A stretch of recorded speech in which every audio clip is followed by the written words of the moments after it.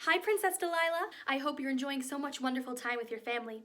Prince Eric and I have been spending our days going on boat rides around the ocean, and we've even gone down to the lagoon to visit Flounder and Sebastian. A little fishy told me that you love to dance. During this time, Prince Eric has taught me lots of human dances. I'm not very good yet, I still have my sea legs, but we're definitely working on it. I was hoping that while you're here, you and I could perhaps read a story and sing a song together. Does that sound like fun? Look at this stuff, isn't it neat? Wouldn't you think my collection's complete? Wouldn't you think I'm the girl who has everything? Look at this trove, treasures untold. How many wonders can one cavern hold? Looking around here you'd think, sure, she's got everything. I've got gadgets and gizmos aplenty. I've got who's its and what's its galore. You want thingamabobs? I've got 20. But who cares? No big deal. I want more.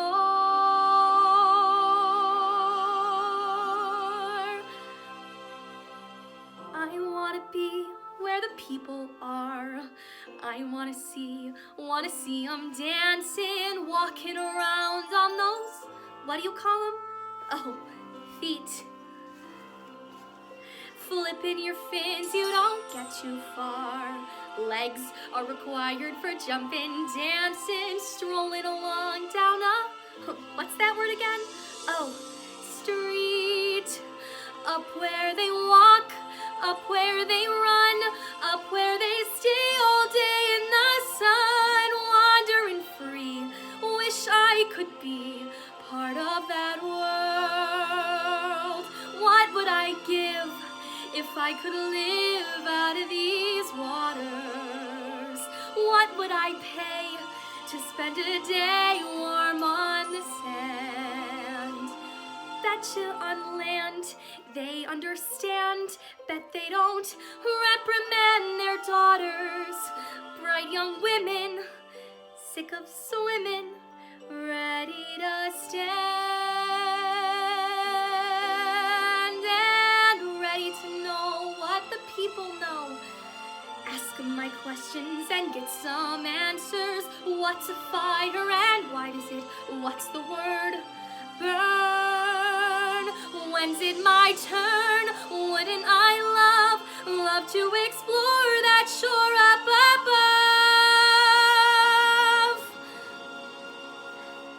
Out of the sea. Wish I could be part of that world.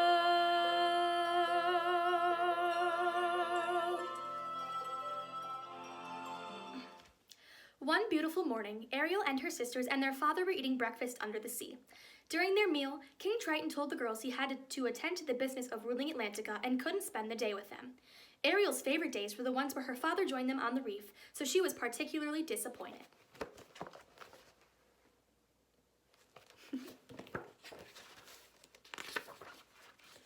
But her sisters had a plan for the day. They were going to play Ride the Current at the reef. Once they got there, the girls counted 1, 2, 3, and flung themselves into the rushing water. Ariel, Aquata, and Andrina swam back into the current after an exciting ride, but something didn't feel right. As they tried to move towards slower water, they realized they were stuck.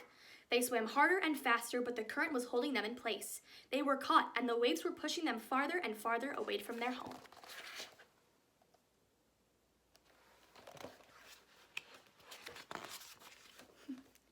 To make matters worse, the strong current kicked up mud from the seafloor, making it impossible for them to see anything.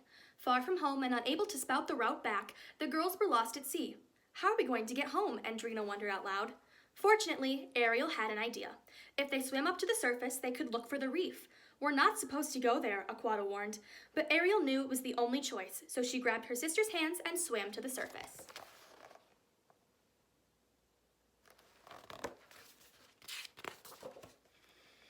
Ariel, where are you going now? Andrina asked when Ariel started swimming towards some rocks. If we head over there, maybe we can get some rest before we search for home, she responded. But when they got to the rocks, they found a bird. Ah, humans, it screeched. "We're not going to hurt you," Ariel assured it. "We're just mermaids and we're lost and can't find our way back." "Mermaids?" the bird said, fascinated. "I haven't seen mermaids in years." "Wait, you've seen mermaids before?" Aquata asked. "Do you remember where?" "It was in a little cove that way," the bird said, pointing with its small wing. "Then we need to go that way to get home," Ariel declared, turning to her sisters. "I know who can help," the bird said, then flapped away. Moments later, it was back with dolphins. "These fellows will pull you for a while." "Oh, thank you," Ariel said. "I hope you get home soon," the bird called as it flapped out of sight. The girls held tight to the fins on the dolphins' backs while the dolphins skipped along the water and splashed through the waves. When they got closer to the cove, the sisters thanked the dolphins for the lift and dove back into the water, hoping to see something familiar. But instead, two hulking shapes came into view. "Sharks!" The girls froze. "Hide," Ariel whispered. "We have to hide." Ariel and her sisters headed for the first hiding place they saw, a shipwreck. They stopped just inside, clutching the edges of the opening and peeking at the sharks outside. Fortunately, the sharks started swimming farther away. "Maybe we should stay here a while, just to be safe," Andrina said softly. "Or at least safer."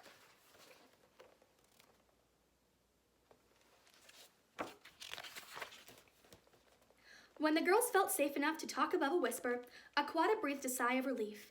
Can you imagine Atina's face when we tell her about this? But Ariel wasn't paying attention anymore. She was exploring the ship. "Ariel," Andrina said, "what are you doing? That's human stuff." "It's wonderful," Ariel told her sisters. She couldn't get enough of it. Ariel wanted to find more, but she heard someone in the distance. "Ariel, Aquata, Andrina."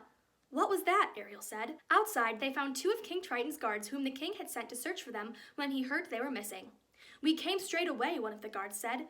They were impressed by the young princesses. They had nearly made it all the way home by themselves. But another current was on its way, and they had to fight to swim through it.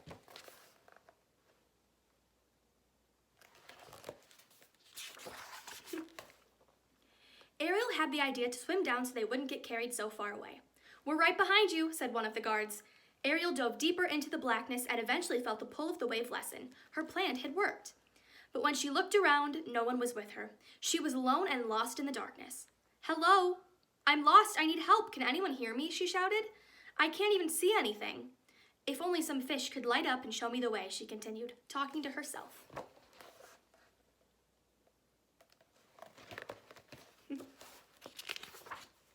Just then, two little lights came on, inches from her nose. It was a fish. "Can you help me? I'm looking for my two sisters and two guards," Ariel said. But the fish didn't answer. "Well, you don't talk, I guess. But if you've seen them, can I follow you, please?" The fish led her through tunnels until they came across a school of fish, all with lights. They lit a path for Ariel to follow, and she eventually found her way back to the guards and her sisters. After Ariel found them, the guards led the girls straight to the palace to see King Triton and their other sisters. "I'm overjoyed you've returned safely," he said, "but disappointed you wandered off. You could have been lost for good." "Your Majesty," one of the guards said, "it's worth noting that when we found the young princesses, they were all well on their way home, all by themselves. Quite resourceful, I think, too. And we didn't wander off," Aquata said. "There was a rogue wave over the reef."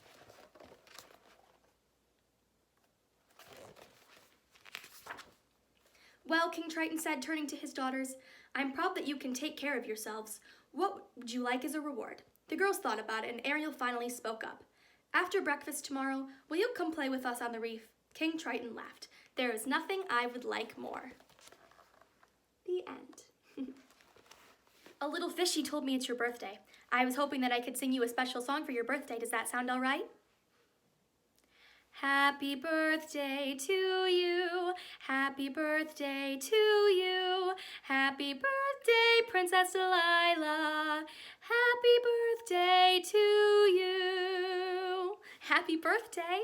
Thank you so much for hanging out with me for a little bit. I hope that one day soon you can come visit me in my kingdom. Wouldn't that be so much fun? Bye.